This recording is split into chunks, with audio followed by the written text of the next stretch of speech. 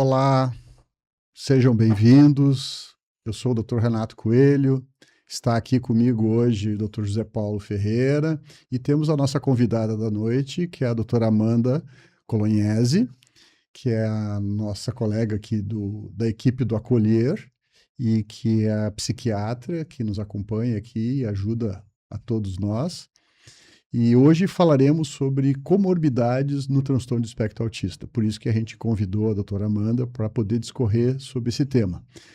Lembrando que esse espaço foi criado pela Unimed Mercosul, em parceria com as federações das Unimedes do Rio Grande do Sul, Santa Catarina e Paraná, especialmente para quem vive, cuida ou convive com o transtorno do espectro autista, o conhecido TEA. Informamos que este bate-papo vai ser gravado e ficará disponível no portal de terapias especiais da Mercosul. Vocês poderão enviar perguntas pelo chat, a gente vai selecionar e vamos respondendo na medida do possível. E esperamos poder responder todas as perguntas que vocês fizerem. Então, usem o chat para fazer algum comentário, para fazer alguma pergunta, ok? Então, vamos lá, vamos dar início à apresentação e eu vou convidar, então, a doutora Amanda para começar a se apresentar também pessoalmente para vocês e poder discorrer sobre o tema. Boa noite, pessoal. Então, meu nome é Amanda, eu sou médica psiquiatra, especialista em infância e adolescência. Eu trabalho atendendo pessoas autistas desde infância, adolescência e também na vida adulta. Também tenho 2 pacientes idosos autistas. Então, essa aula, hoje, a gente vai aprofundar melhor o conhecimento em relação ao nível de suporte e comorbidades. E como as comorbidades, muitas vezes não tratadas, costumam afetar o nível de suporte. Então, o que são os níveis tão falados, tão discutidos níveis de suporte, de onde eles surgiram, né? Eles entraram em cena em 2013 com o lançamento do DSM-5, quando antes era separado o transtorno do espectro autista, síndrome de Asperger e todos os diagnósticos foram unidos no transtorno do espectro autista e para captar essa variabilidade heterogeneidade, foram criados esses especificadores, que são os níveis de suporte 1, 2 e 3. E a ideia central é que o que importa não é apenas quantos sintomas de autismo a pessoa tem, mas sim clinicamente o suporte que ela precisa para funcionar, para conseguir viver, né, para conseguir ter autonomia, para conseguir exercer os seus direitos. Então, o DSM-5-TR, ele determina que o nível de suporte, ele deve ser especificado de forma separada, né, em relação aos sintomas nucleares do autismo. Então, separando o critério A, que é a comunicação social, ou seja, como a pessoa se comunica, e não se ela se comunica ou não, né? Mas a forma como ela se comunica, como ela interage e se relaciona com os outros. E o critério B, que são os critérios diagnósticos, né? Que se trata dos comportamentos restritos e repetitivos, que são os padrões de comportamento, de interesses, atividades e também as questões sensoriais entram aqui. Então, tendo essa separação entre o nível de suporte, ele deve ser descrito nos atestados, nos laudos, né, o nível de suporte em relação ao critério A e o critério B. Então, na prática, como é que fica? Uma pessoa pode ter os níveis diferentes em cada critério. Por exemplo, nível 2 em comunicação social, que é o critério A, e nível 1 em comportamentos repetitivos, ou vice-versa. Então, qual é a implicação clínica dessa distinção? A carga de sintomas nucleares e o prejuízo no funcionamento adaptativo, que daí é o critério D do DSM-5-TR, eles são quantificáveis e apenas parcialmente correlacionados. Ou seja, há muitas situações em que a carga de sintomas ela é muito pronunciada, mas o prejuízo funcional é leve ou o contrário.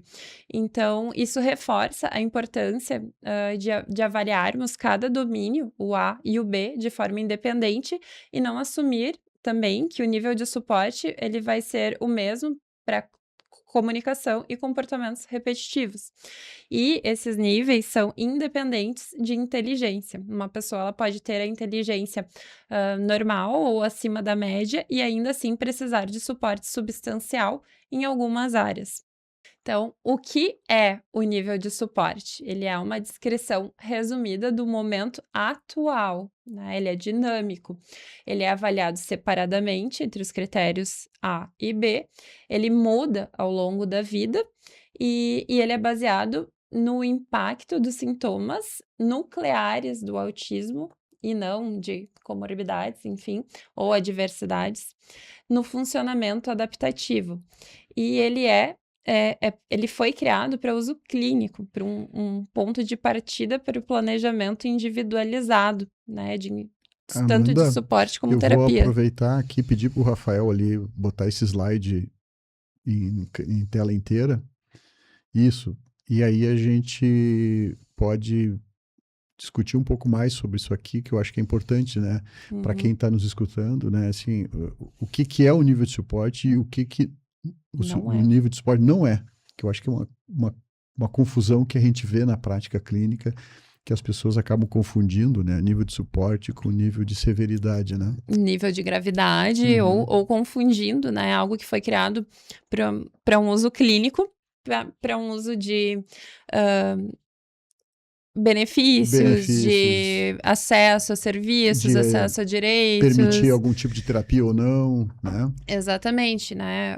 Tem ocorrido essa distorção, né? Foi criado para uma finalidade dinâmica e acabou, né? Infelizmente sendo usado para outras funções. Mas o interessante é que não só pelos pacientes, mas pelos próprios médicos, né? Exatamente. Então, infelizmente, se faz nível de suporte 1, 2 e 3, ainda se faz muita, digamos assim, a analogia a grave, moderado e leve, né? Exatamente. Então, isso é uma coisa que é interessante poder dissociar que uma criança ou um adolescente com nível de suporte 1 não necessariamente não tem assim, digamos, um impacto muito grande nos seus sentimentos, na sua dinâmica de dia a dia. Tem até um livro, né? Assim, transtorno de espectro autista nível 1.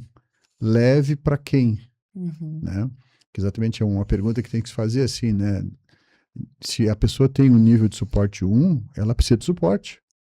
Né? Então, não dá para se confundir esse nível de suporte com ser leve, né? Com não ter o transtorno. Exatamente. Ter algum traço, né? Fenótipo ampliado, mas não ter o transtorno. A partir do momento que você tem o transtorno do espectro autista, você necessita de suporte, você necessita de intervenções, adaptações e acomodações, né? E então aqui, né? O que ele não é critério para concessão de serviços, não é a medida de inteligência ou de capacidade de uma pessoa, não é, esse é muito importante, né? Não é previsão de futuro. Exatamente. Muitos pais ficam muito preocupados, né, com o nível de suporte por uma distorção do que ele significa, né? Não é previsão do futuro. Até que se fosse previsão do futuro, a gente não tinha, digamos, confiava nas nossas terapias, né? Porque o objetivo das nossas terapias é que o paciente consiga, né, ir melhorando seus níveis de suporte 3 para suporte 2 para suporte 1, né? E que um dia a gente consiga o suporte 1 para suporte meio, né? Que popularmente se usa, é um jargão que não existe na academia, mas que o pessoal, olha, tá tão bom que a gente podia já chamar de suporte meio, né? Exato, exatamente por ser dinâmico, né? Pode ser um momento favorável da vida, mas... E aí muitas pessoas até questionam, será mesmo que eu sou autista? Mas logo, né, acontece alguma coisa e a pessoa já lembra que realmente ela precisa de suporte. O Zé Paulo trouxe né? uma colocação que me fez pensar numa pergunta que fizeram também. Uma vez que tu tens um paciente, né, que está com nível de suporte 3, inicia processo terapêutico e tal, ele pode evoluir para um nível de suporte 2 ou, quiçá, até por um suporte 1, né? Existe o contrário, tu tem um paciente que tem um nível de suporte 1 e ele, um tempo depois, piorar e ficar nível de suporte 2? Sim, né? Existe. Isso é muito comum, né?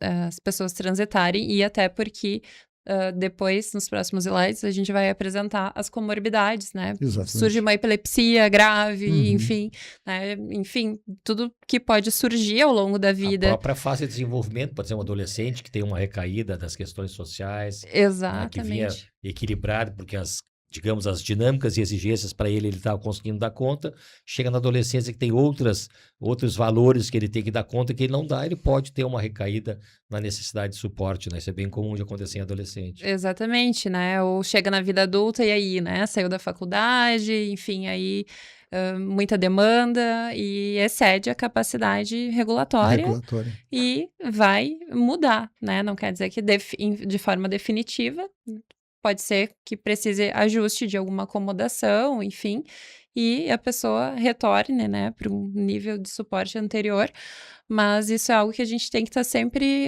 atento nas consultas, né, tá sempre revisando. Muitos casos esquecem de ser revisados.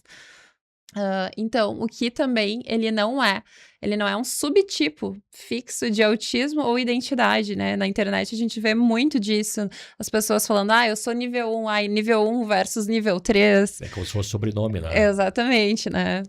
E também não é substituto para uma avaliação individualizada, né? Quando a gente separa o suporte entre critério A e B, a gente já tem uma visão diferente daquele indivíduo, mas também não substitui a avaliação individualizada do quais são os suportes que aquela pessoa precisa naquele momento de vida, porque não é fixo, né? É importante que vocês saiam daqui hoje com isso em mente. Também não é uma medida de gravidade dos sintomas isoladamente. E também não é uma ferramenta para invalidar a experiência da pessoa, né? Também é outro fenômeno que é muito comum a gente ver na internet, na comunidade autista, brigas, né? Essa disputa, né? Quem sofre mais. Sim. Então, o que determina o nível de suporte, né? São vários fatores que a gente considera e os sintomas principais, os nucleares do autismo e o impacto no funcionamento diário, eles são parcialmente independentes. Então, não necessariamente a pessoa que tem muitos sintomas, né, tem uma pontuação muito alta na ADLS, aquela criança que pontua muito alto na MCHAT, enfim, não tem relação total com o nível de suporte, o nível de sintomas, porque isso vai depender de outras questões. Então, uma delas é o funcionamento adaptativo, que é como a pessoa tem a capacidade de gerir as atividades da vida diária, incluindo aí a comunicação, as habilidades sociais, autocuidado, vida independente. Isso já é mais relevante na adolescência, na vida adulta. A intensidade dos sintomas também, mas não é isolado. O funcionamento intelectual, embora não seja um fator único, as habilidades cognitivas acabam influenciando as necessidades de suporte, mas não necessariamente todo autista superdotado vai ser nível 1 dos critérios A e B. Eu tenho muitos pacientes que são superdotados, têm QI 135, 140 e muitas vezes tem nível de suporte 2 nos critérios B, tanto por questões sensoriais ou essa questão do hiperfoco muito difícil, ou questões sensoriais intensas, enfim. Também temos a questão da idade e do contexto, e depois eu vou mostrar para vocês que eu separei por idade, e isso é algo que eu imagino que vocês também acontece bastante na prática clínica, quando o adolescente vira adulto. E aí, agora, o que era aceitável, né, como não ter autonomia na adolescência, agora é adulto, tá? E agora, né? Então, tem também essa virada do suporte na... A gente tem muita gente típica que vira de adolescente para adulto e não está preparado, né? Para tirar os atípicos, né? Então, às vezes, tem uma questão da própria mudança, né? De sair do mundo em que tinha alguém que me protegia para o mundo que agora eu tô sem nenhuma proteção no campo perdido, né? Aqui no chat aqui tem um comentário que é Grisolia, acho que é esse, se eu não falei errado o nome, que ela comenta assim que muitas vezes falo para o familiar no suporte meio, né? como forma de mostrar que ele está bem. E ela disse assim, fico feliz que mais pessoas usem essa expressão, né? Lembra que eu falei que não existe esse termo do ponto de vista da academia. da ciência, da academia, né? Mas é exatamente assim, fazendo uma comparação, uma analogia, né? Eu tenho hipertensão, estou tomando medicação, estou absolutamente controlado, consigo todos os meus desafios, faço tudo que tenho que fazer, minha saúde está muito boa enquanto tomo medicação. Aí engordei um pouco mais, parei de fazer exercício, desregulou a minha pressão, então eu posso voltar à necessidade de mais suporte. Então, o suporte ele é flexível e o meio que é o nosso sonho de consumo é aquela criança, ou adolescente, ou adulto jovem, suporte 1, que consegue fazer uma inserção social e que os seus desafios sejam possíveis dentro das limitações de cada um. Então, isso aí é uma coisa que é o nosso, digamos, desejo final, assim, para os pacientes que a gente trabalha. Eu me lembrei de uma situação, né, clínica, onde a criança teve uma resposta que alguns chamam assim, de resposta ótima, né, ao tratamento, e que chega numa faixa pré-escolar ou escolar, onde a professora conhece a criança pela primeira vez e a mãe traz esse diagnóstico, e ela diz assim, não, essa criança tem autismo? Não, só um pouquinho, ela não tem nada. Esses médicos inventam muito, né? E aí eu sempre digo para os pais, quando eles me trazem isso, assim, ó, quando um professor fala isso, aos 5, 6 anos de idade, que ele está conhecendo teu filho nessa idade, e diz isso, eu digo, entenda como um elogio.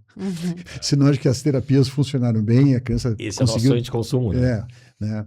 Mas é importante a gente trazer esse conceito para que a gente possa falar a mesma linguagem, né? A mesma língua com todo mundo, né?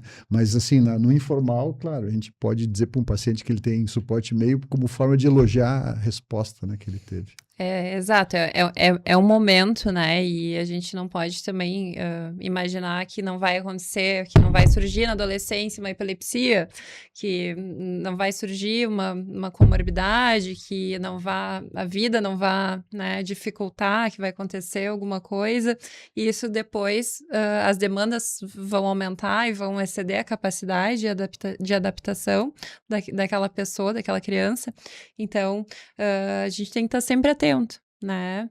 Sempre atento. Aqui eu trouxe para vocês o slide onde mostra essa diferenciação, então, entre o que é critério A e o que é critério B.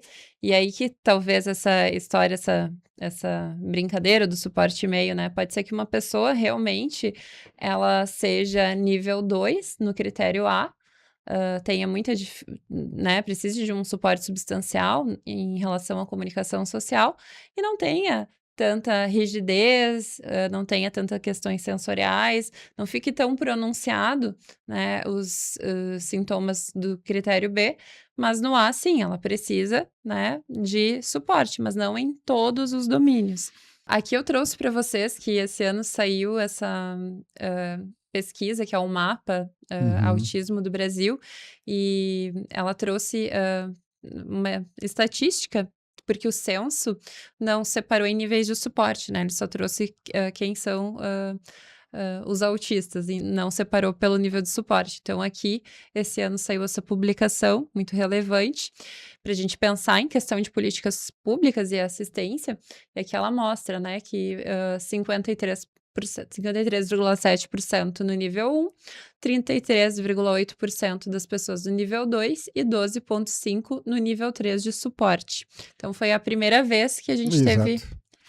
Eu acho legal essa publicação porque faz sentido para quem trabalha na clínica, né? Tanto é que numa das nossas outras apresentações de outras aulas, né, Zé Paulo, a gente usa um slide que é mais fácil de uma pizza, né, onde a gente mostra assim, os níveis de suporte mais ou menos e segue essa distribuição aqui. Né? Segue, né? Em pesquisas multicêntricas, em estudos multicêntricos também, né? Ficou muito parecido. Né? E eu acho que talvez o mais importante seja aqueles 12,5% que é crianças que têm suporte de nível 3, que são aquelas crianças que vão eventualmente precisar de mais terapias, ou um suporte de maior número de horas de terapia, que sempre tem aquela fantasia que toda criança precisa muita terapia. Toda criança precisa de criança e adolescente, obviamente, qualquer paciente com TEA precisa de terapia, mas os próprios, digamos, volume e intensidade de terapias também está ligado ao nível de suporte desse paciente, né? E como falou a doutora Amanda, quais são as áreas que esse paciente tem envolvido, né? Geralmente o paciente de suporte 3 tem mais áreas envolvidas e eventualmente vai precisar de um maior número de suporte multidisciplinar para poder atender as necessidades dele. Né? Com certeza esse grupo, né, do suporte 3 é o grande desafio, né, para quem trabalha na parte de intervenção terapêutica, né?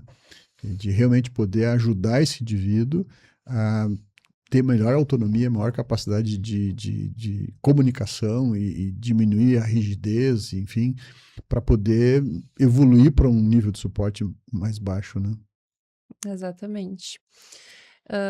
E aqui eu trouxe, eu fiz essa tabelinha, porque muitas vezes, quando a gente lê, voltando aqui, né, o que é, né, o que são os déficits nas habilidades de comunicação verbal, quando a gente lê critério, muitas vezes é difícil aplicar na vida daquela criança, daquele adulto, na vida da pessoa, então muitas vezes a gente precisa mostrar o autismo em cada pessoa autista, né? E não as famílias leem critérios diagnósticos, mas aonde que isso entra no meu filho, né? Onde que isso entra em mim, um adulto? Então, obviamente que isso não vai esgotar todos os exemplos, mas eu usei exemplos práticos da vida clínica aqui para retratar o que seria. Então, essa tabela pode ficar disponível para vocês também, porque é muita coisa. Eu vou usar aqui para mostrar. Eu fiz como a gente avalia o nível de suporte em relação, então, ao critério A, só a comunicação social, na infância, adolescência e vida adulta. E vocês podem ver aqui que a gente colocou, né, eu coloquei, entre 3 a 11 anos. Por quê? Porque antes, muitas pessoas, às vezes, demandam que a gente coloque, né, que a gente atribua um nível de suporte, mas até os 5 anos ainda é questionável, a gente coloca assim, ó, a lápis muito fraquinho e sabendo que a cada consulta provavelmente vai apagar e mudar, mas antes é mais recomendado que a gente descreva, né, quais são os sintomas, quais são as necessidades de apoio que aquela criança tem e não coloque, assim, já o nível de suporte de forma tão precoce. No DSM não existe uma recomendação clara, em teoria poderia ser feito a partir do diagnóstico já, mas eu vou deixar para que os pediatras comentem também, né? Eu acho que sempre nós temos que levar em consideração, a gente estava conversando nos bastidores aqui antes de começar a nossa conversa de hoje, sobre isso, assim, né? Tu pega uma criança de 2 anos, 2 anos e meio, né?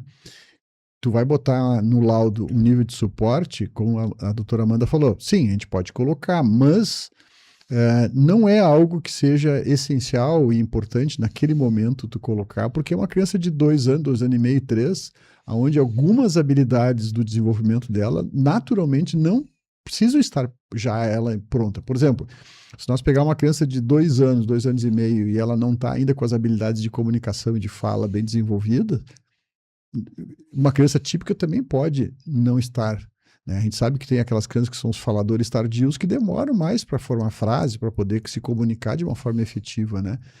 Então, essas autonomias que a criança vai ter de controlar os seus esfíncteres, de tirar roupa, vestir roupa, ter habilidades que não dependem tanto de uma outra pessoa, classicamente numa criança pequena vai estar isso limitado, né? E lembrando que nosso objetivo principal não é determinar o nível, e sim determinar as terapias que são necessárias para essa criança. Porque exatamente como a doutora Amanda falou, então se ele tem dificuldade nessa e nessa área, nós vamos estar direcionando as terapias para aquelas áreas independente do suporte 1, 2 ou 3. Porque o que ele precisa é que as terapias sejam feitas e aí sim nós vamos ver o quanto teve de aproveitamento, o quanto teve de evolução, para depois mais tarde poder colocar esse nível de suporte. Então, aqui eu vou ler para vocês um exemplo, tá? Nível de suporte 1 em relação à comunicação social na vida adulta. Então, é um adulto que trabalha, se comunica, mas os colegas percebem ele como algo estranho, ou aquela pessoa que lida como grossa ou direta demais, dificuldade às vezes em entrevistas de emprego que dependam de habilidades sociais implícitas, de comunicação implícita, às vezes, né, não falar diretamente tudo, né, aquele jogo social. Então, a pessoa pode manter relacionamentos, mas com um esforço consciente, né? Precisa ficar pensando exatamente ou acaba copiando o comportamento dos outros. E muitas pessoas, né, me dizem isso, que acabam copiando e não faz sentido para elas, mas elas acabam copiando. Então, parece, né, para quem olha de fora, que é algo, mas internamente a experiência é diferente. É isso que tu trouxesse, é interessante, assim, aquela pessoa adulta que, pelo seu jeito de ser, né, que para ela aquilo ali faz sentido, ela é passada como uma pessoa grossa, Uhum. É o sem famoso sem educação. filtro, né? Pessoa sem sem filtro. educação, né? Então, assim, ela entra num ambiente, ela não dá oi, ela Uhum. não dá boa tarde, e ela não diz, e as pessoas, os colegas de trabalho vão dizer assim, tá, que cara mal educado, ele entra aqui e não diz nada. Uhum. Mas se tu for perguntar para ele vai dizer, por que eu tenho que dizer? Exato, Por que eu tenho que dizer bom dia? exato. É uma saudação social que para ele não faz sentido.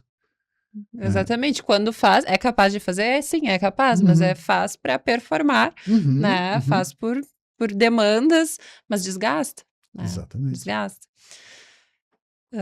E outros exemplos aqui também, né? Pode parecer ter menos interesse em socializar, mas na verdade tá esforço em relação a situações de camuflagem e porque precisa calcular todas as frases que vai falar, então a bateria social, né? Como as pessoas dizem, acaba muito rápido, né? Interage, mas é por pouco tempo, quando vê, tem uma oportunidade, sai, né? Muitos pacientes contam, né? Ai, né, tá numa situação social, precisa sair, é a primeira a se disponibilizar. Ah, eu vou no mercado, preciso ir pegar tal coisa, né? Em eventos, né? Natal, em família. Ah, faltou tal coisa, eu vou, só querem sair, né? Encontrar uma desculpa para sair.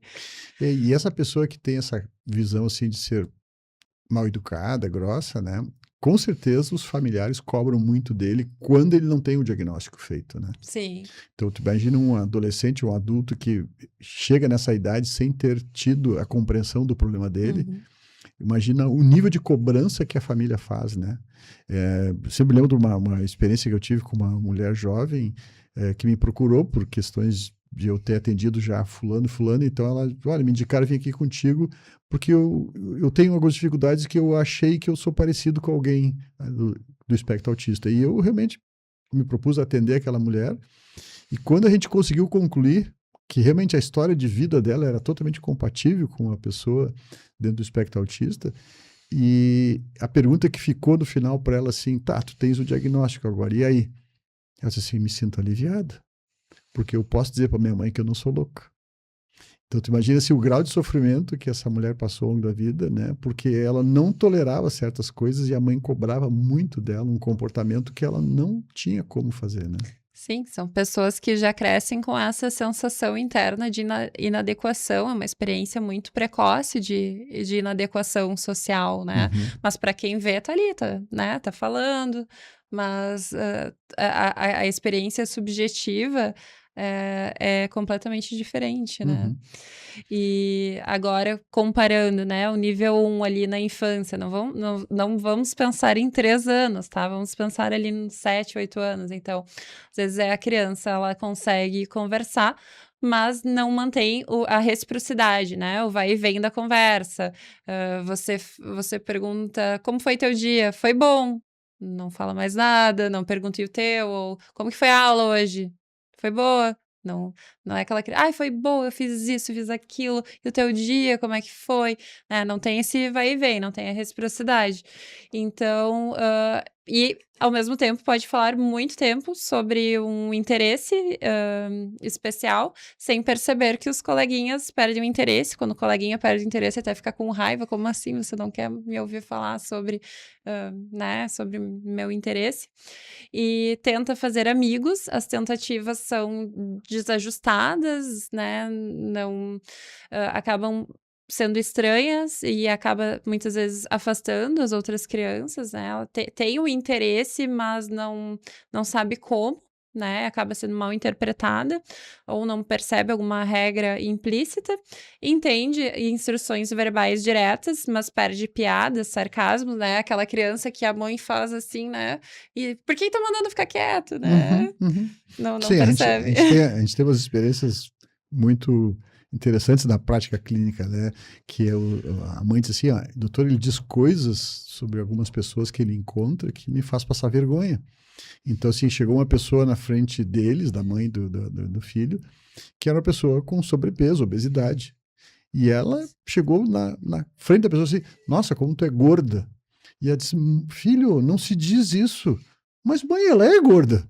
Que, assim, é uma coisa tão óbvia para ela, assim, que é uma coisa estética que ela não tem filtro. Ela pega e realmente diz, né? Tu estava falando, assim, dessa questão da reciprocidade, né? É um termo que se vê, tecnicamente, assim, a falta de reciprocidade, né? Exatamente, a gente tem que pensar assim, o que é reciprocidade, né? É uma forma de nós entendermos as relações humanas nas trocas sociais. E muitas vezes a gente vê exatamente os pais trazendo um comportamento que a criança tem de que ela vai lá e faz sozinha, ela vai lá, pega o banco, sobe, pega o que ela quer, ela não pede ajuda. Por que ela não pede ajuda? Porque ela não sabe... Ela não compartilha? Ela não sabe planejar dentro da cabeça dela, diz, olha, mãe, tu é mais alta, pega para mim ali em cima. Não, ela vai lá e faz e pega. Então essa autonomia de fazer, na realidade, traduz uma inabilidade dele pedir. Então muitos pais dizem para mim assim, doutor, eu tenho receio de deixar ele na escolinha, porque eu sei que se ele tiver uma necessidade, ele não vai pedir. Exatamente. E eu, como mãe, sei. Exatamente, e se coloca em risco, né? Exatamente. Outro dia, uma paciente adulta me disse, ela estava numa situação, assim, extrema de sofrimento psíquico, e ela me disse, nunca passou pela minha cabeça pedir ajuda. Isso não existe na minha cabeça. Exatamente. Não existe, não existe. Né? E aí as pessoas, mas como assim tá tanto tempo, tá nessa situação absurda, como é que não pediu ajuda? Não é assim, né? Não é assim. Essa iniciativa, essa ponto de partida deles não é a iniciação, né, social. E, enfim, então é isso que a gente quer mostrar aqui, né? Que o nível 1, sim, tem prejuízo, né?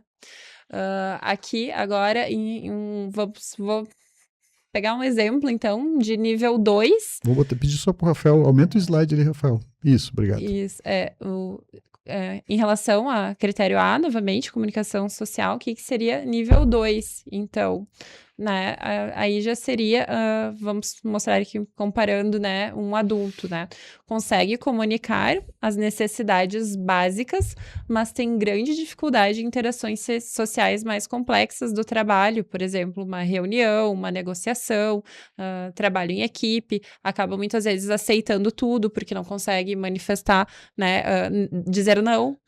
Né? Adolescente em trabalho em grupo que faz sozinho porque os outros são lentos ou porque não fazem tão bem quanto ele, né? Esse daí é o perfeccionista, né, também, ou aquele que acaba que... Como ele não consegue interagir, eu prefiro fazer sozinho que eu não preciso interagir com ninguém, né? Também, exatamente, acaba assumindo, se sobrecarregando, né, ou muitas vezes... aí é mais triste, né? Trocando, né?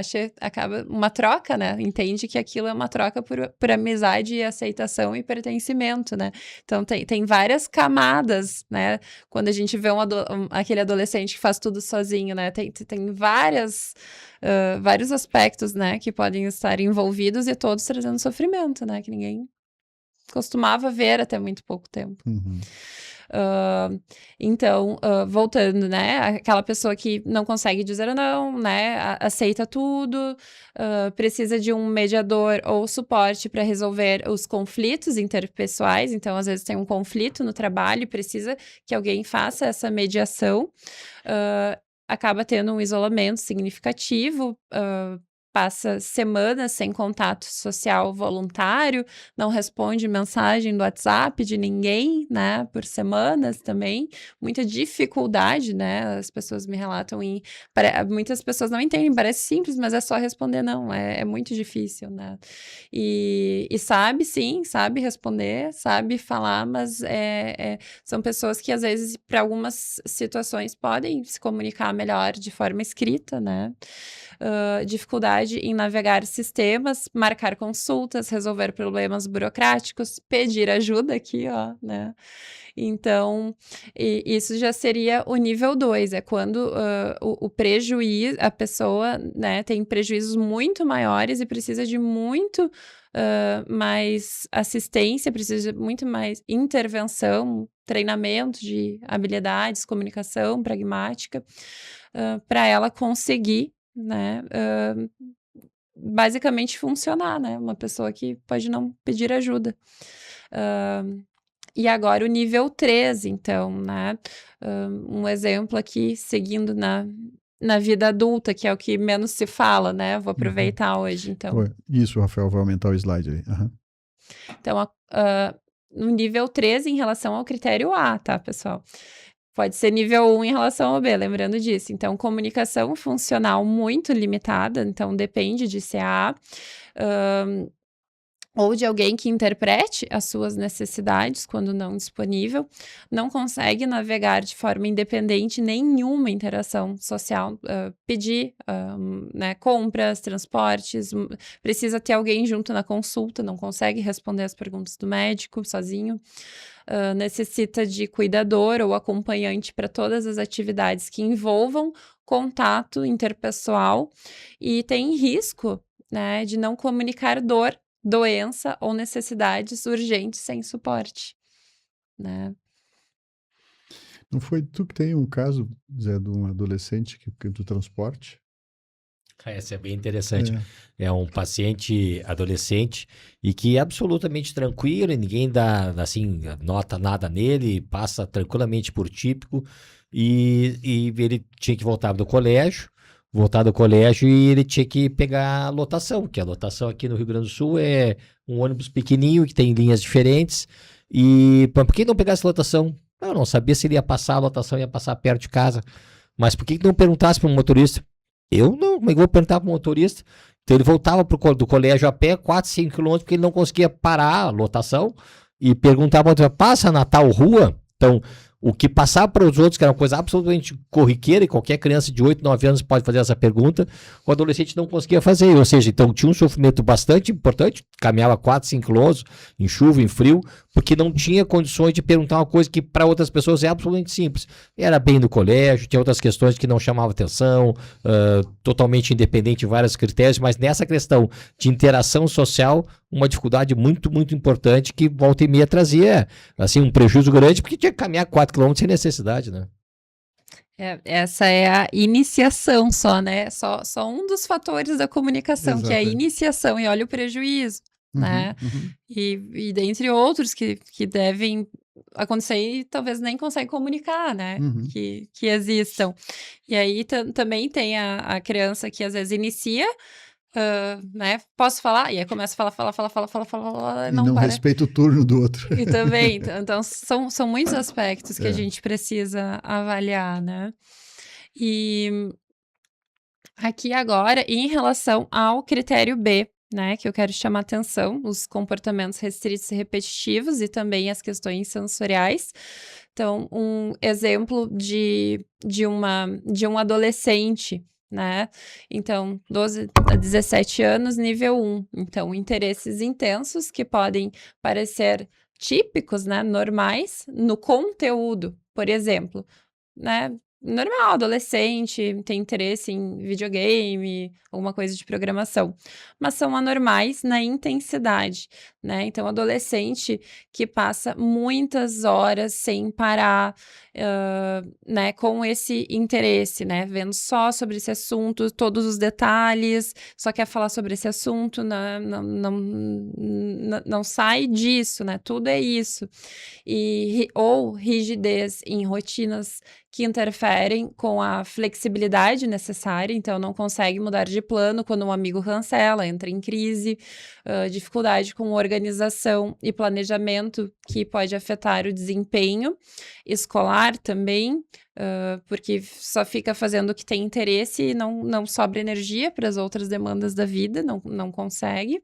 E aí já entram as funções executivas sendo permeadas pelos interesses intensos ou sensibilidades sensoriais que limitam a participação em alguns ambientes. Então, já não consegue frequentar os mesmos espaços que os pares, né? Acaba não indo em festa, sendo excluído. Paciente adolescente, ele tem 16 anos, e ele tem amigos, né? Amigos do colégio, e os pais ajudam ele a fazer a interação. Então os amigos convidam para o churrasco, e os pais, não, tu vai, vamos lá, vai ser legal tu sair com teus amigos.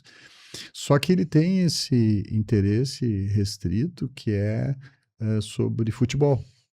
Então ele acompanha todos os podcasts, todos os programas de rádio, ele sabe o nome de todos os comentaristas, todos os repórteres de campos, repórteres de bancada, ele sabe o que um falou do jogo tal. Até os jogos europeus ele acompanha, então ele sabe muito sobre esse tema. Só que quando ele chega no churrasco com os amigos, ele quer falar sobre esse tema. Então os amigos já conhecem ele, daqui a pouquinho os amigos, vamos falar de outro assunto agora. E aí ele não consegue, ele fica, daí eu vou para casa. Quando ele vê que o assunto, ele não consegue colocar o assunto dele, daí cansei, vou para casa. Então é interessante assim, como eles realmente têm. Se tu falar sobre futebol com ele, ele vai a noite inteira. E aí pode parecer que existe, né, muitas pessoas, tem reciprocidade, né? Mas aí é isso, né? Dentro daquele assunto. Exatamente, é dentro do interesse. Saiu disso, acabou, né? Muitas vezes engana, né? Na reciprocidade. Vamos aqui, então, um exemplo de nível 2 na adolescência, então, novamente, que antes eu não usei os exemplos da adolescência. Então, comportamentos repetitivos, frequentes, e aí já são visíveis em múltiplos, já permeiam todos os ambientes, né?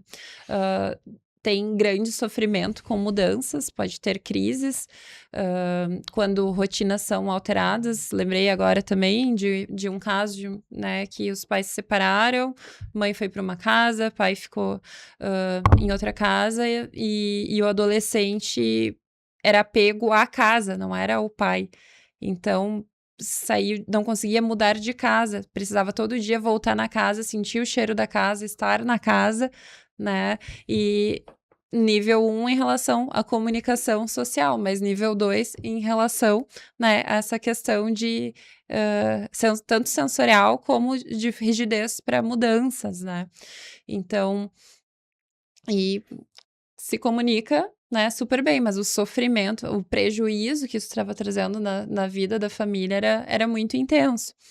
E, por exemplo, quando os interesses também restritos interferem na aprendizagem de outras matérias, né? Tem hiperfoco em Segunda Guerra Mundial, ok.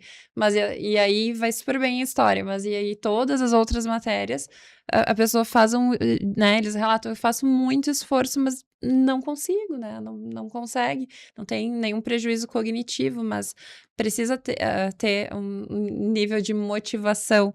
E acaba não tendo e tendo prejuízo, né, acadêmico já em função dos interesses restritos.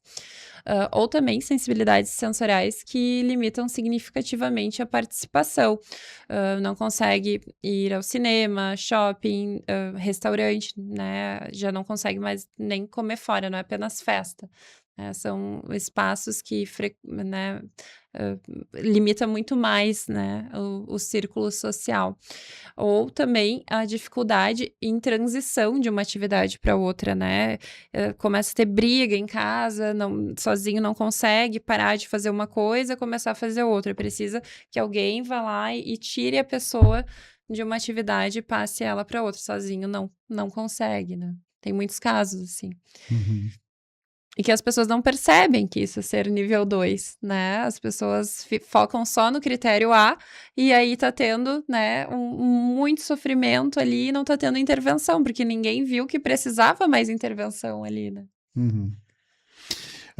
Amanda, pensando assim nessa questão do nível de suporte que a gente está falando, né? Eu vendo que a gente começou e tem bastante conteúdo disso aqui, né? E eu estava olhando aqui pelo nosso tempo, a gente está fazendo esse link aqui do nível de suporte para falar um pouco das comorbidades, Exato. né?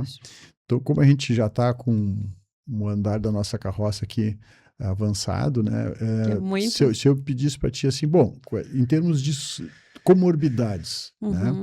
Para que a gente possa trazer aqui para o nosso bate-papo aqui com esse público todo, também um pouco sobre essas comorbidades que fazem parte do universo dos indivíduos com espectro autista.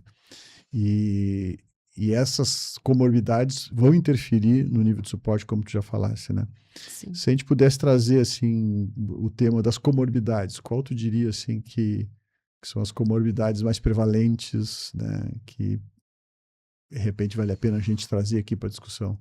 Vamos pensar, vamos ver se quem está assistindo quer dar uma opinião aí no chat. Qual Exato. comorbidade o Olha aí, pessoal ó. acha que mais influencia A no Amanda nível tá de fazendo uma suporte? Vou trazer provocação essa pergunta para ver quem. Normalmente o Zé Paulo faz essas provocações para o público, né? Vamos lá.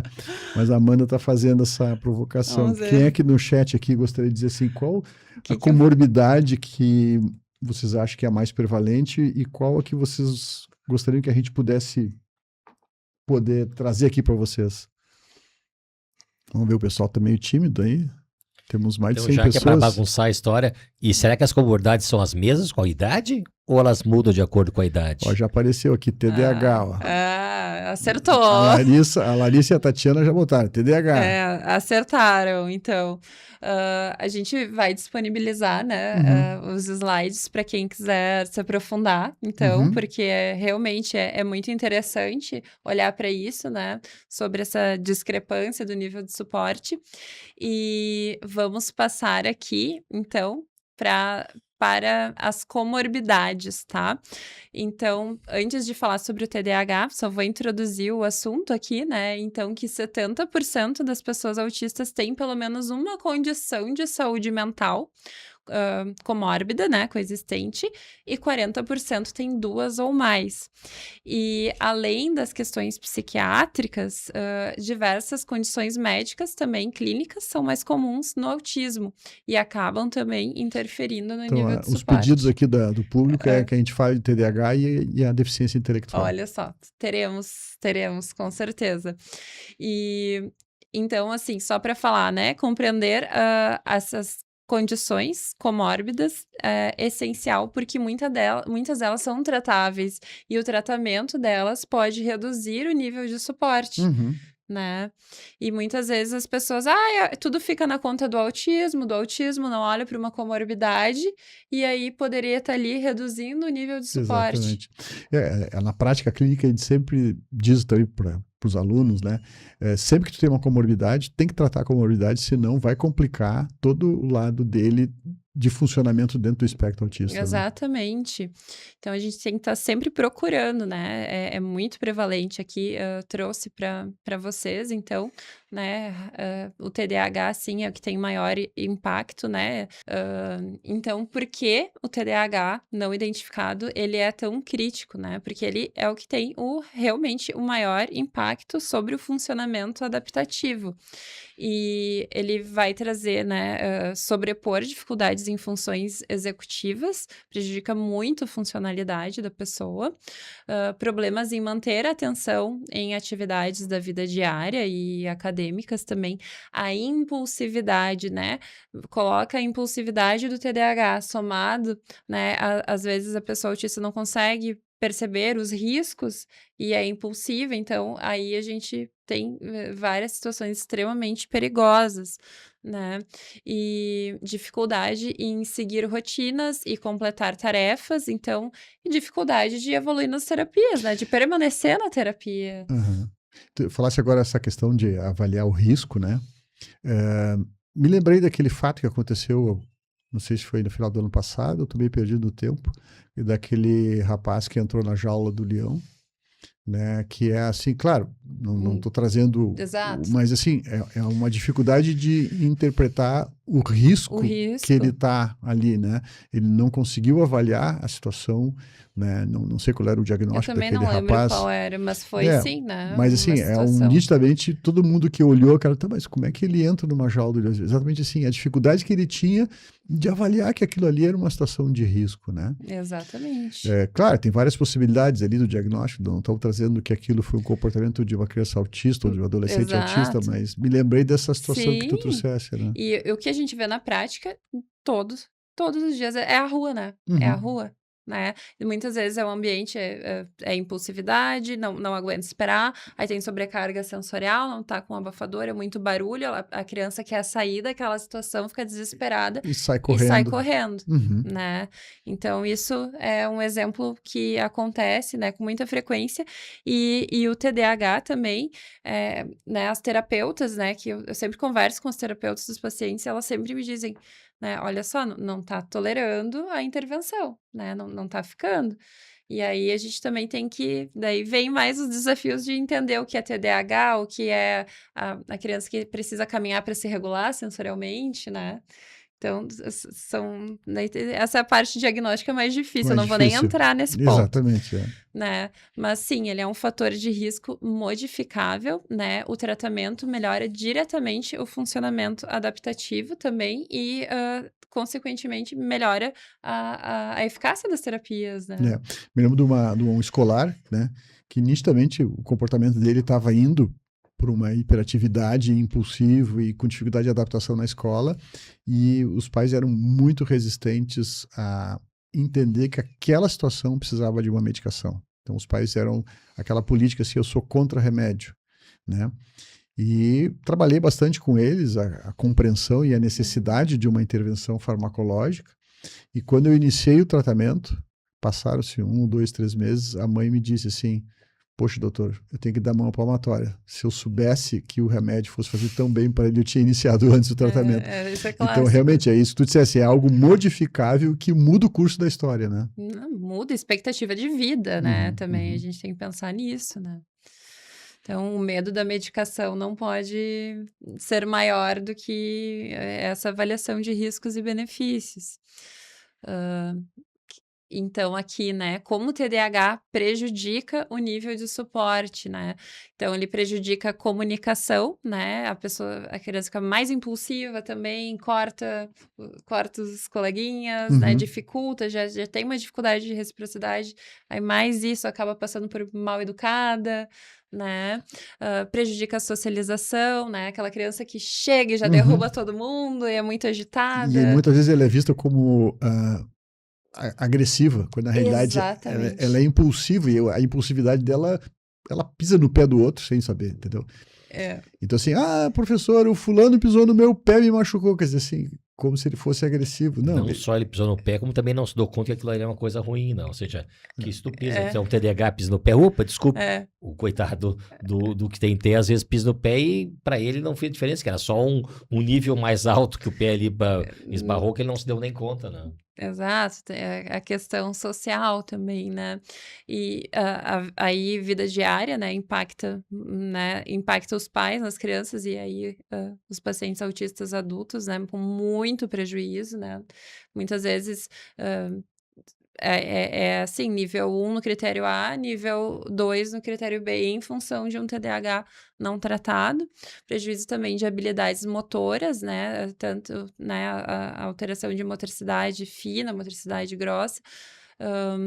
Então, o tratamento dele vai melhorar o funcionamento adaptativo e, muitas vezes, reduzir o nível de suporte. Então, pensem nisso, tá? Essa é também, em relação às comorbidades, essa é a principal mensagem. A Franciele aqui está perguntando, né, como é que ela faz para ter acesso a esses slides. Franciele, depois a gente vai conversar com a equipe aqui da Mercosul, né, e a gente vai dar um jeito de disponibilizar. A doutora Amanda já, quando apresentou o conteúdo do material dela, ela já deixou claro que ela vai compartilhar, ela pode compartilhar É. com vocês.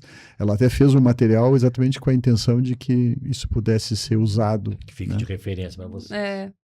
Pra lerem com calma em casa, E né? depois a gente combina com a equipe aí para eles poderem... E agora também os transtornos de ansiedade, né? A prevalência na população geral de 7% versus 20 a 40% no autismo. E ela é a comorbidade psiquiátrica que surge primeiro, né? Uhum. Nos autistas já na infância, né? No final da infância. E vai aumentando durante a adolescência, principalmente nas meninas.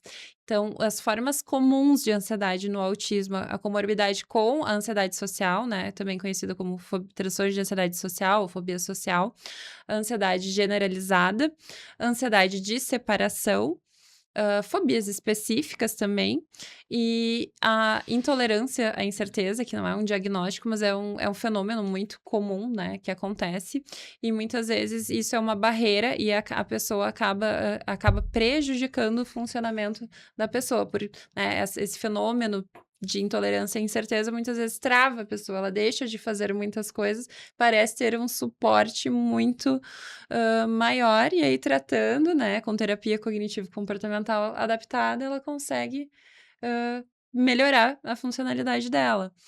E então, como que a ansiedade ela influencia o nível de suporte? Ela evita, né? É muita evitação de situações novas, ambientes, aumenta muito a rigidez cognitiva, a rigidez comportamental e a insistência em rotinas, porque alivia a ansiedade, então vai piorando, né? A pessoa começa, né? Às vezes aumenta a questão de estereotipias autolesivas, porque está ansiosa também, né? E interfere no sono, interfere na alimentação, piora a seletividade alimentar, funcionamento geral, e pode se manifestar, às vezes, como um comportamento desafiador, né? Muitas pessoas acham que é TOD, porque a criança se nega, e é ansiedade, né? É interessante trazer essa questão da ansiedade, né?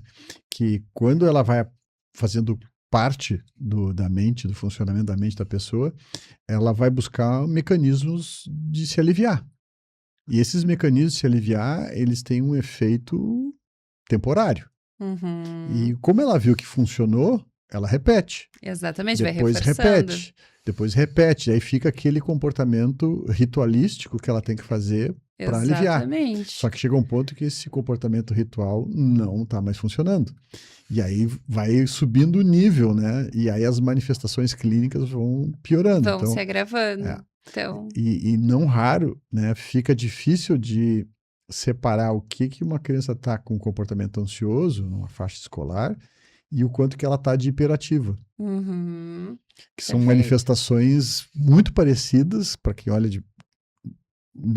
digamos, uma visão macro, né? Mas quando tu vai usar numa visão microscópica, tu vai ver que hiperatividade é um tipo de manifestação motora, predominantemente, né? Exatamente. Mas que às vezes clinicamente se aparece como uma criança agitada, né? Exato, e por isso que a gente tem que ter um aprofundamento, né, na avaliação dos comportamentos, mapear todos esses comportamentos, e eu sempre aviso, né, as famílias, as estereotipias, elas não precisam, né, estereotipias que não são autolesivas, elas são uma forma de comunicação também, né, aumentou muito, pode ser que a pessoa tá ansiosa e nem tá se dando conta. Uma forma de pedir ajuda também. É uma forma de comunicar que alguma coisa não tá legal, né? Então tem que estar sempre, aumentou a frequência de estereotipia, não é autolesivo, ok, não precisa fazer nada, mas assim, tá comunicando, tem alguma coisa que tá errada, né? E lembrar que na adolescência a ansiedade ela fica muito clara também, porque tu falaste a questão do adulto jovem, né, que sai para o mundo lá fora e sai do nível familiar. O adolescente, o primeiro desafio da adolescência é mudar o grupo social, família, para um grupo social externo, que muitas vezes eu tenho que ter uma interação adequada e tem certos rituais e certas, digamos assim, dialetos que eu tenho que falar, e se eu não consigo me encaixar neles, o meu grau de ansiedade aumenta muito, né? Então é muito comum ver o adolescente que vinha bem nos seus tratamentos, falasse do nível de suporte que pode piorar. A adolescência é um momento que o nível de suporte às vezes piora, porque ele vinha equilibradinho dos seus desafios, é proposto um outro desafio que requer que ele saia da casinha no sentido casa dele, né? E aí o que acontece é que ele não consegue esse desafio e aí se desregula. E precisa de E o terapia diferente. ambiente estressor, o bullying começa a pesar também. Sim, e se ele não faz o que o adolescente faz normalmente, ele passa por bullying, né? e aí a pessoa vai se isolar mais, vai evitar mais, enfim, né? Vai dificultar, né? Então, depressão agora e risco de suicídio no autismo, né? Então, também a prevalência de depressão de 11 a 25% no autismo versus 5% na população geral. 66% dos autistas apresentam ao longo da vida ideação suicida. E dentre as pessoas que tentam suicídio, 50% houve um subdiagnóstico de depressão, né? Ninguém tinha visto a depressão ali, né? De quem efetivamente tenta suicídio.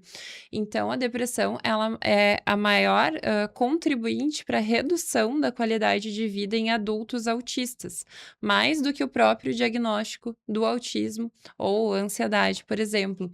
E ela é mais comum e é mais observável nos indivíduos verbalmente fluentes, aumenta durante a adolescência e as mulheres apresentam uma incidência cumulativa muito maior ao longo da vida do que os homens.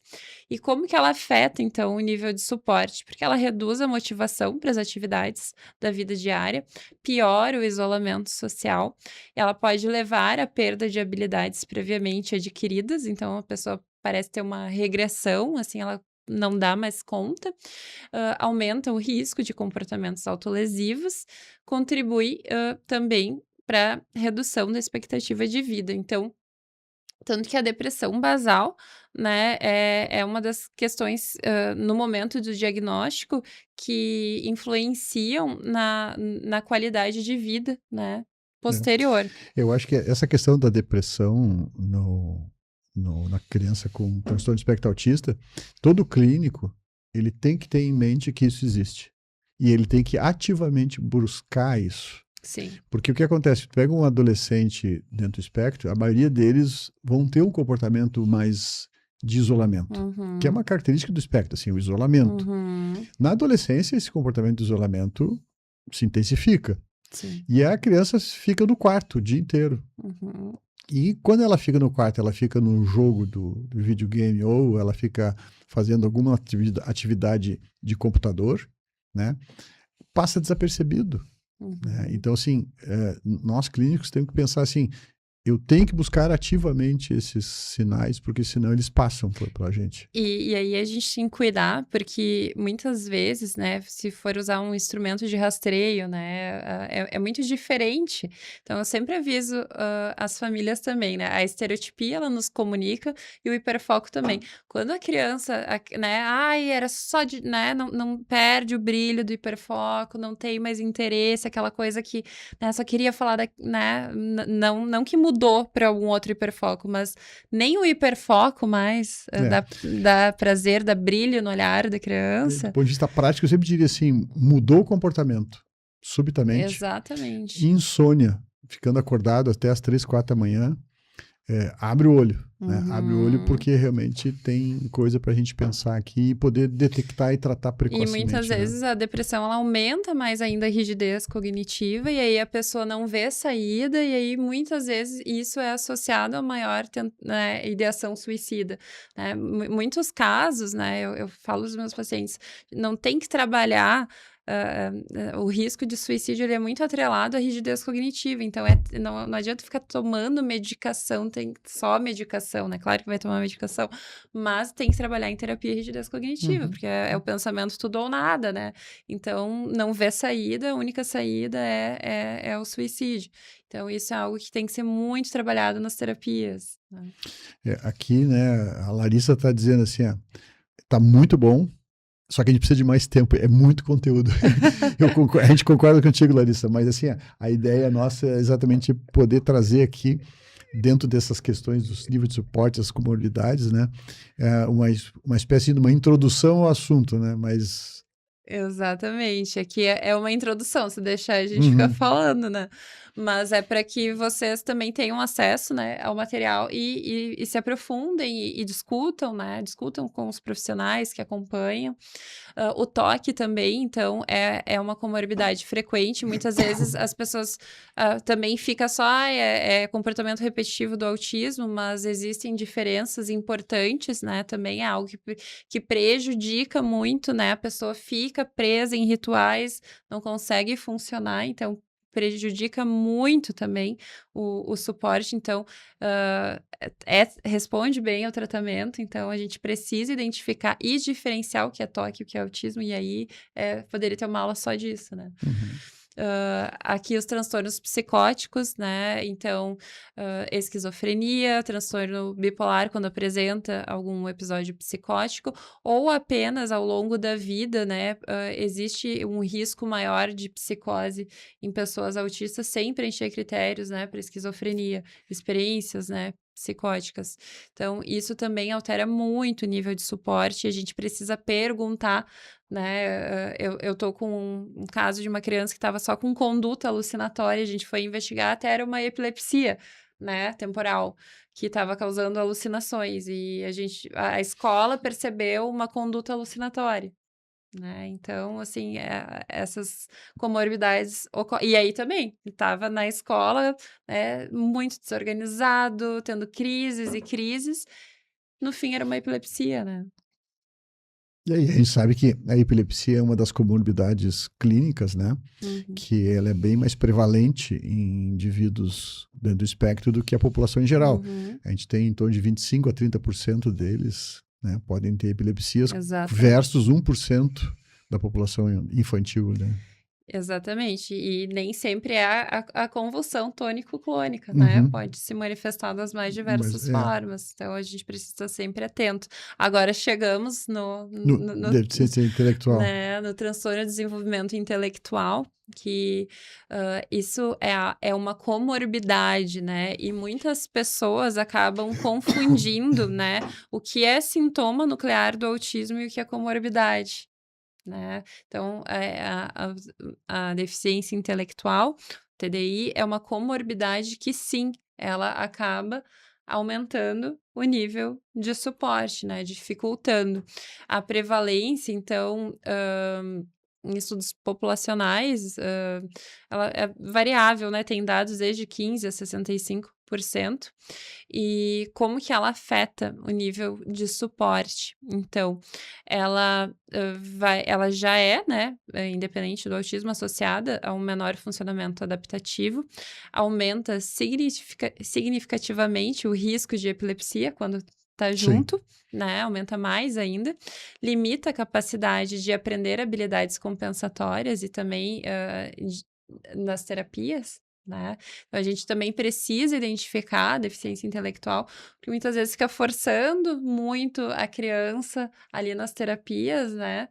E, enfim, acaba sendo algo exaustivo, disruptivo, é um sofrimento, né? Então, a gente Uhum. precisa identificar, né? Porque senão a criança acaba sofrendo, né?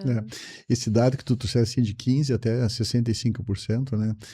E isso é interessante, as pessoas perguntam, mas como que um estudo mostra que é 15%, o outro é 60%? A gente até trouxe um dado do CDC de Atlanta, né? Que eles fizeram um levantamento e no estudo deles lá mostrou 39%. Exato, né?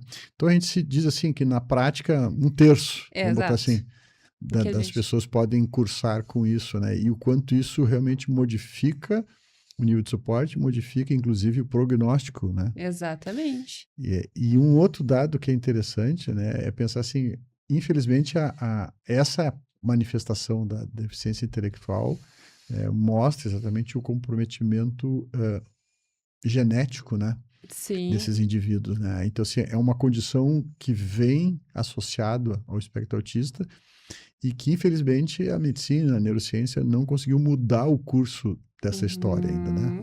Muitas coisas se conseguiu mexer com as terapias de intervenção precoce, né? Mas esse dado é um dado biológico, né? Que, infelizmente, a gente não conseguiu mexer nisso, né? Exatamente. E eu acho que isso é importante esclarecer isso, porque muitas vezes as famílias que o paciente também conta com déficit cognitivo, também tem que trabalhar as famílias, qual é, assim, digamos assim, o potencial de melhora, senão fica assim, mas ele já está fazendo 20 horas de terapia por semana e tal, e não está melhorando, que a gente sabe que tem alguns pacientes com transtorno de espectro autista que são refratários ao tratamento, ou seja, que não conseguem evoluir, infelizmente, né? E que estão ligadas exatamente a essas questões genéticas que não tem, a gente não tem como modificar. O que a gente tem que dar é suporte, que está até ali depois no slidezinho, na parte de baixo do slidezinho, são pacientes que a gente sabe que não vão evoluir muito bem e que eles vão precisar de suporte eventualmente mais, mas não para melhorar, mas para dar suporte para eles poderem enfrentar seus desafios que vão ser, infelizmente, grandes, né? Ao longo de toda a vida. Né? Outra coisa que aparece assim como confundidor, né, é que quando a criança tem uma deficiência intelectual, né, ela está na faixa escolar, é visto assim que ele não consegue se concentrar. E aí vem aquela questão assim, mas quem sabe usar uma medicação para ele aumentar a concentração. Daí vem aquela observação da escola de que ele é desatento, que ele não presta atenção, que ele está muito dispersivo, né? E aí trazem a questão do TDAH e trazem a questão da medicação, e quando vai ver, essa desatenção dele é secundária à deficiência intelectual. Exato, e aí muitas vezes usa a medicação para o TDAH e tem um efeito paradoxal, né? Um Exatamente. efeito contrário, e a gente vê situações, então, cuidado, né? Cuidado com essa simplificação, né? Exatamente. Então, e aí a gente também tem o conceito do autismo profundo, né? Que a comissão do Lancet, né, propôs esse termo para um subgrupo de indivíduos que apresentam a alta gravidade dos sintomas nucleares do autismo, dos critérios A e B, associado à deficiência intelectual coexistente, então, né, com o coeficiente de inteligência total menor ou igual a 50, pouca ou nenhuma linguagem, e necessidade de supervisão 24 horas e assistência com atividades de vida diária. Né? Então, esse é um conceito que não aparece no DSM, mas é um conceito prático, né? Que alguns casos acabam se encaixando. E são os casos que precisam de planejamento ao longo de toda a vida, né? Eu ia fazer uma provocação aqui para o chat, né? Aproveitando que nós temos aqui, arredondando mais 10 minutos. E a Cíntia colocou aqui, se a gente poderia falar sobre os níveis de deficiência intelectual. Deficiência intelectual leve, moderada e grávida, e não é nível, né? Eu acredito que seja isso que ela queira falar.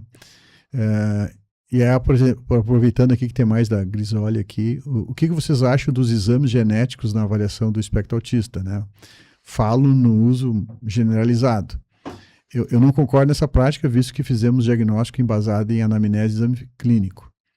Então, pré-diagnóstico não, né? Existem indicações muito específicas, né, para avaliação genética. Não são todos os pacientes que precisam, né? Isso, e não é feita para fazer o diagnóstico, é para identificar a comorbidade, né? Às vezes tem alguma alteração fenotípica. Quando existe deficiência intelectual, geralmente existe essa recomendação de consultar, né, com um médico geneticista que vai avaliar. Né, quando tem uma deficiência moderada, grave, enfim, né, mas não são todos os pacientes, não é necessário para o diagnóstico de autismo, né, não precisa, e isso é uma recomendação, não tem recomendação no Brasil, mas a gente tem guidelines, né, que recomendam, né, que a partir, com certas comorbidades, enfim, né, tem cada exame e, enfim, né, que o geneticista Eu acho que essa pergunta dela também dá para a gente expandir, né, que o diagnóstico do espectro autista, né, ele é eminentemente clínico, né, é a observação do comportamento do indivíduo, né, a sua história, né. Então, uma vez que o diagnóstico ele é baseado nesta premissa, né, clínica de observação do comportamento e da história, como é um transtorno do neurodesenvolvimento, o indivíduo vai ter manifestações desde sempre na sua vida. E que não existe exames, né, da mesma forma, a avaliação genética ela é complementar para alguns casos, até porque existe algumas síndromes genéticas, né? Exato. Que vêm com sintomas autistas, e também da mesma forma, assim, o diagnóstico de autismo não se baseia em avaliação neuropsicológica. A avaliação neuropsicológica é uma formação a mais para algumas situações que a gente precisa, mas Diagnóstico diferencial. exatamente, mas não devemos usar esses recursos de avaliação neuropsicológica e nem de genético para fazer o diagnóstico do autismo, Do né? autismo, exatamente. Aqui, só comentando que irritabilidade e agressividade não é um transtorno, né? Não é uma comorbidade, mas é um comportamento muito comum, né? Que ocorre em 25% das pessoas autistas. E aqui eu quero trazer, né, esse alerta. Muitas vezes pode ser uma dor não reconhecida, uma comorbidade clínica não conhecida, como doença do refluxo, né? Uma esofagite, alguma questão gastrointestinal, problemas dentários, e aí que são muito comuns, né? Muito difícil escovar os dentes de algumas crianças, até de adultos, né? Por questões sensoriais. Às vezes a pessoa não consegue comunicar uma ansiedade e ela fica irritada, fica agressiva, né? Ou, enfim, tem alexithymia, não identifica, né? Um sentimento, só manifesta explodindo. Ou a manifestação de que tem alguma sensibilidade sensorial que a pessoa não está compreendendo ainda, né? Não identifica. Então, são comportamentos alarme, né? Então, antes de tratar, antes de, né, medicar, dar uma risperidona, a gente precisa investigar as causas subjacentes, né? Então, a irritabilidade, ela pode ser o único alarme, a única forma de comunicar dor ou desconforto. Eu acho que essa tua palavra acho que é mais importante. É uma maneira de se comunicar. Ele nem sabe que ele está comunicando, mas de alguma maneira ele está pedindo ajuda. Exato. Então isso é importante, isso é muito comum em criança pequena, típica ou atípica, que a única maneira da criança se comunicar é choro. Ai, doutor, mas tá chorando. Que bom, choro é a maneira que ele tem de dizer que alguma coisa ele está precisando. Exato. Seja fome, seja frio, seja uma o pulmão atravessado ou uma necessidade. Então isso é interessante porque às vezes a criança começa a aumentar, trocou uma coisa na semana, ele tá impossível. Bom, alguma coisa trocou. Ou o professor trocou, ou sofreu um bullying no colégio, ou alguma coisa que ele não sabe nem o que está acontecendo, mas que ele já sabe que alguma coisa tá ruim pro lado dele. Exato. Então a gente não vai ajustar a dose da medicação antes de compreender o que está causando essa irritabilidade, porque a gente pode mascarar, às vezes, alguma questão clínica, né, que poderia estar incipiente, iniciando ali, e aí depois a situação avança, né? Uhum. Então, cuidado, pessoal. Muitas vezes os pais trazem a questão assim, né, que a criança está com uma manifestação e eu digo, tá, e o que vocês acham de por que ele está fazendo isso? Ah, doutor, eu acho que ele está querendo chamar a atenção. E eu sempre digo assim, tá bom, se ele está querendo chamar a atenção, qual é a atenção que ele está querendo chamar? Eu provoco isso nos pais para que os pais utilizem a percepção deles, porque eles conhecem o filho deles. Eles sabem o que está acontecendo. Ah, doutor, eu pensei que pudesse ser isso. Ué, vamos por esse caminho. Eu acho que a tua percepção tem que ser valorizada. Porque... Por que será que está querendo chamar atenção, exatamente, né? Por quê? Então, são manifestações, né? Eu tive aqui uma resposta da equipe aqui, que esse conteúdo que a Amanda tem aqui, a gente vai disponibilizar no portal da Mercosul, tá? Eu já recebi a mensagem aqui. Então, chegamos aqui à parte das questões clínicas, né? Que não era o objetivo, mas eu trouxe também. Acho que a gente pode abrir para as últimas perguntas, né? Eu acho que sim, nós já estamos aqui fechando os últimos minutos. Se alguém quiser fazer algum... Aqui eu vi que a Grisólia colocou... eu provoquei a questão da avaliação genética, pois eu já vi profissionais... Ela botou vendendo, entre aspas, a ideia de que tem que ter exame genético e de avaliação neuropsicológica. Vemos, muitas vezes, isso como uma indicação comercial. Sim, eu concordo contigo, acho que a gente tem que ter claro, né, que o diagnóstico ele é eminentemente clínico e que os exames eles são complementares à nossa avaliação com o intuito de fazer um diagnóstico diferencial, enfim, ajudar a entender o funcionamento daquele indivíduo, mas não podemos colocar isso aqui como necessário, né? Uma boa, eu diria assim, metade ou talvez um pouco mais, um pouco menos, não vão ser necessários. Lembrando daquele mesmo slide que ela mostrou né? Crianças de nível 1 de suporte, 2 de suporte, 3 de suporte. Claro que se eu tenho uma criança com, como falou, dismorfismos, assim, alguma modificação assim visual, que esse pode ter uma síndrome de X frágil, que isso pode ser importante para o próximo filho, para fazer uma orientação genética, aí sim eu tenho importância, mas a grande maioria, 57%, vão ter suporte de nível 1, que normalmente não tem nenhuma necessidade dessa avaliação. Então, poucos vão cair, lembrando que o suporte nível 3 eram 15,7%, então poucos vão cair nessa necessidade. E mesmo assim, provavelmente não vão mudar a sua característica principal. Pode mudar do seu irmão, expectativa de como é que vai ser o tratamento, mas certamente tem muito mais coisas comerciais envolvidas aí, não só dessas investigações, como outros exames, ressonância, novas terapias, que é um mercado que infelizmente está ávido, né, por faturamento. E a gente tem que estar sempre se dando conta de que a nossa função aqui é fazer o diagnóstico, que é clínico, proporcionar as terapias que são, na sua maioria das vezes, efetivas e avaliar caso a caso, porque não existe, toda criança faz tal coisa, todo fulaninho tem que fazer tal terapia. Isso não funciona assim. Mesmo irmãos gêmeos, a gente tem irmãos gêmeos, e o Renato tem, eu também tenho, e provavelmente a Amanda também atende, que tem terapias diferentes, e necessidades diferentes, e níveis de suporte diferente. A pergunta aqui que fizeram, né, de como é que acessa o portal do Mercosul, a nossa Super Lilian aqui já botou a mensagem dela dizendo como acessar, e a nossa assessora maior de assuntos de informática, aqui a Camila, também já colocou aqui como acessar o portal. Então a nossa equipe do Acolher aqui está sempre atenta, ali, a Camila ali estão respondendo já no chat aqui como vocês acessam o conteúdo no portal da Mercosul. Bom, nós estamos aqui com o tempo estourado, já passando 2 minutos.